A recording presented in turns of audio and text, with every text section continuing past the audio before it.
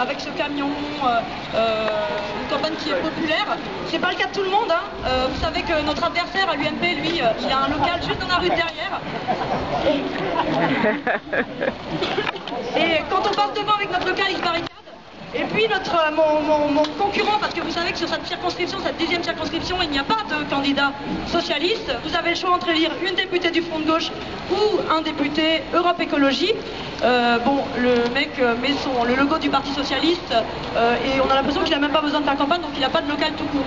La question qui est posée, et je terminerai là, on est dans une rue où il y a un pôle emploi, il y a une CPAM qui est menacée de fermeture, on a un supermarché, les problèmes qui sont vécus localement par la population, que ce soit l'enchaînement des CDD d'un mois, des temps partiels, les pâtes, la viande qui n'arrête pas d'augmenter, la santé qui devient un luxe, tout ça c'est vécu concrètement par la population ici, dans cette circonscription, dans cet arrondissement, mais tout ça, ça a des solutions nationales. Aujourd'hui est une journée de campagne où j'assume ma responsabilité de porte-parole. J'ai été votre candidat commun, un certain nombre d'entre vous, pendant l'élection présidentielle, et en ce moment, le Front de Gauche a décidé de m'expédier sur la ligne de front, et je suis à Hénin-Beaumont où je fais la chasse aux vampires. Ouais. Il y a des gens qui ne comprennent rien, qui pensent qu'il y a d'un côté la lutte politique et sociale, et de l'autre côté, il y a la question du Front National, comme si c'était une espèce de question morale, vous voyez, qui se poserait à côté. Mais non, c'est la même chose. Il y a le Front National à cause du fait que les dominants ont besoin que les dominés soient divisés. Le Front National sert à diviser le peuple.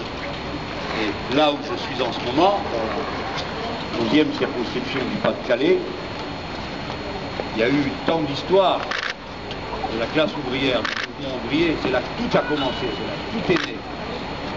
C'est un endroit où on se prend à la gorge les uns et les autres, l'extrême droite et nous la gauche, depuis plusieurs générations, ça date pas d'aujourd'hui. Avant-guerre déjà, l'Action française était là-bas, il était un communiste. La France, en dehors des Arabes et des Berbères du Maghreb. Ça c'est vrai, je l'ai dit, et j'ajoute, persiste et signe. Non seulement dans la relation de la France avec le reste du bassin méditerranéen, parce que c'est le lieu normal où nous les Français nous rencontrons les autres peuples, mais aussi parce que nous sommes, et il faudra bien qu'il se le colle dans la tête, nous sommes mélangés.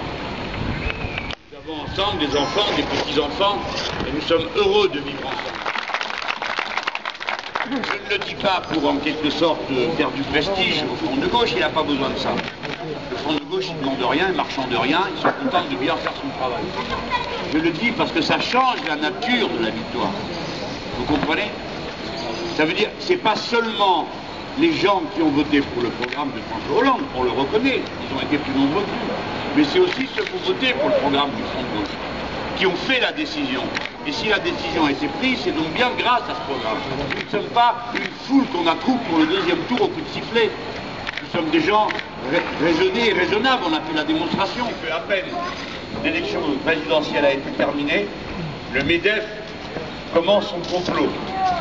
Ils avaient mis de côté 90 000 suppressions de postes. Et ils se dépêchent, avant qu'on élise la prochaine Assemblée nationale, ils voudraient tout passer, de manière à ce que, quand on arrive au Parlement, ça soit trop tard. Donc la demande que nous faisons, le Front de Gauche, c'est de dire, tout ça, ça peut attendre un mois.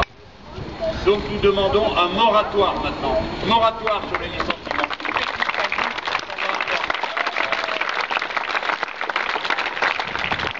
pourquoi ils ne se soignent pas? Vous croyez qu'ils ont envie d'être avec des dents noires? Non, bien sûr que non, ça affaiblit leur vie. Pourquoi? Parce qu'ils ne peuvent pas se le payer. Et c'est pas juste. Parce qu'il y a moyen de faire. Parce qu'il y a moyen que tout le monde puisse avoir des lunettes et des dents. Parce que c'est le minimum.